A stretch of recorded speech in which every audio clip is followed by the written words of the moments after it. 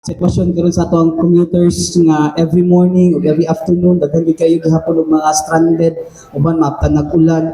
It's because nay mga jeepneys or even other wala na kayo masakyan, no, and then they really need to sana nga musakay na lang sila og kanang tricycle bisag illegal. It's because makauli na gid sila. Usa pa ang ginabuhat nato, sir, right now di ba na ay giingon si Attorney Mendoza na naay ka ng service contracting program. Kano sa ba i-implement diri sa Davao Region? O sa Davao City alone? I feel the pain of the commuter, sir, no? Because I myself is also a commuter, no?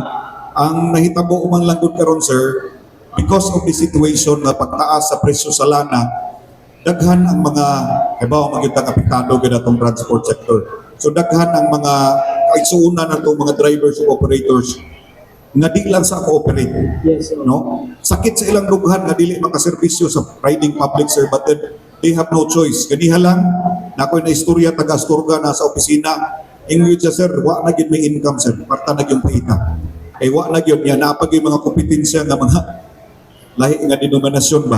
But nevertheless, ang gibuhat ni LTFRB, padayon yun ang implementar gihapon ang ulo ka klaseng programa sa syudad sa Davao. No, this is very unique because all over the country, probably the city of Davao ang naalang ani nga programa. First and foremost, ang atong FABS or Peak Hours Augmentation Bus System. Right now, sir, wala siya nagtuyok.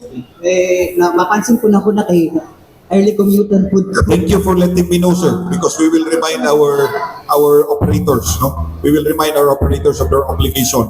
But same thing, maingon yun sila yun na ipit yun kay sir, losing silang tanan karon. Remember that FABS is kinagapliti ang atong pasahero, bubuk kaayo ang rota, alkansi yun sila kung buto na unahon. But we are very thankful to the local government who's given them assistance for subsidies. Ikaduha nga programa, sir, ang atong lap bus. This is free rides. And there are only 3 cities in the entire country nga gitagaan og lapas: Cebu, Manila, and Davao. It's continuing, even though yayay na kay sa mga operator, sir, kay per kilometer po nilang rate na, sir. No? Ikatulo, papasalamaton tas dakbayan sa Davao, kay naa sila gihatag nga tips o kanang gitawag na tong Davao Interim Bus Service na 10 units nga nagatuyok. Pero nga mo yung gihimo din, sir, pagsaka sa petrolyo, sir, ilingkuran yun na mga operator kung sa'y matabang nila, same yun nila, ha. Maningkamot lang yun silang padagan, silang FABS, kay tungod lagi yung taon, tanan apektado. Tanan apektado. But talking about service contracting program, we have already submitted our proposal to the DOTR through the LTFRB. I think the test run will be done in Manila and hopefully it will cascade to the region, especially in Davao City. Usa ni sir, parehas di sa Manila, sir, na EUJs po ang kuhaon for SCP? Wala pa'y gihatag ka guidance, sir, but I think I fought that i-allow po ang mga traditional jeeps kay sa previous na mga service contracting program, sir, ang ilang i-allow is katulad yung mga modernized mga buses. But this time, we will try our very best na ang Davao will be included, no? Katong mga nag-co-op nga mga jeep, katong mga nag-association nga mga jeep, ang ginihangyo namin, nagsulat ang atong opisina aron ma-appeal sila sa service contracting program. So, meaning ani, sir, is na ginastorya karon nga para nga mo for the meantime mutabang sa atong mga commuters na mo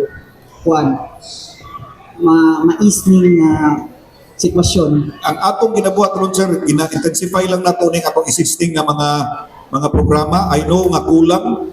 I know ang pipila na lang yun ang managan, sir, kay pastang paita yun. Wala gyud take home. Wala gyud take home. Oh. Among ginahangyo ang mga operators nga kung mahimo, ipaubos nila ang mga boundaries. Mga taxi operators, ipaubos nila ang mga boundaries aron pa maniana makatabang. But nevertheless, our agencies together with the SWD, naapay plano ang DOE, naapay plano ang DOLE. This is a whole of government approach to the kuan. Basin pa man ni ani, ma-encourage ang atong mga nangundang temporarily nga mga operators nga mopadayon. Last question. So, karon, sir, no, nga nanamay ko, dapat ba tayo yata nga liway sa mga jeepneys sa other routes ba nga mag-outside line, murag tagaan ang saog ka ng kuan ba, murag medyo maging lenient sa ilaha kay para makatabang po sa mga commuters po, no? Especially itong mga drivers na ang ilang balay, kung tayo lang ruta is Route 10, pero ang ilang balay is sa mental, pwede silang mag-pick up ang pasayro kung mamukon nila ginakahadlukan po doon nga basig dakpon sila for outside line. Sir, walang yun ay problema sa AMUA for as long as they will inform us and we will guide them what is the correct procedure. Okay. Kay instead magod nga ato ng buhaton nga kibaw tang mag-out of line ta, ili lang biya sa LTFRB ang manakop. Kung madakpan sila laing agency, sir, that is kolorum operations. Instead of giving solutions, we are giving more problems.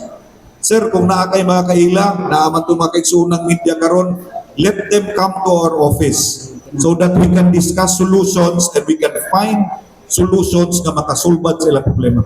Okay, thank you. So last question, sir, about sa transport, 3-day na transport strike, 3 days transport strike, kung sa ikuan karon sa LTFRB level. Is there a transport strike?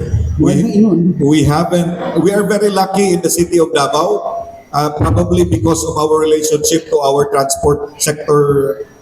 No, we haven't experienced a kanapitaw na paralyzed yun tungod sa usa ka strike.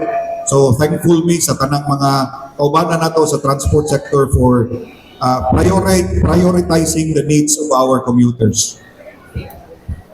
I only have two